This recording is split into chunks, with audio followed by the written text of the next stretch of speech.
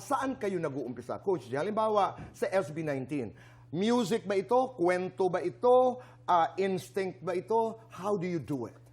Ang ways ko po is pinapakinggan ko talaga yung music and then binivisualize ko siya. And then para mabuo siya, marami akong tatanungin. Halimbawa, pag sinabi ko bang dungka, pag sinabi ko bang gento, ano yung first move na gagawin mo? Or di kaya ang gestures ng kamay mo, o di kaya ng mukha mo. Like, tinatanong ko yun kasi Sino ang tinatanong mo? lahat sila, SB19, even the dancers, the W3, kahit sinong makasalubong ko sa... Galing. So, collaborative ka Yeah. gumawa. Halimbawa, take me back to the time when you were doing choreography for, let's say, Dungka. Opo. So, kinausap mo yung SB19, ang mga taong importante sa iyo, W13, W3. W3. Bakit ba ako napunta sa 13? Nadagdagan po. Oo, hindi naman tayo flood control projects, no?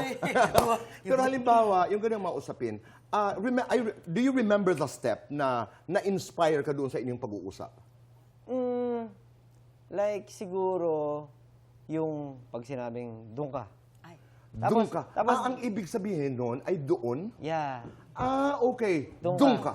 Yes, Okay. Nakuha mo yan doon sa pag-uusap. And Yeah. then?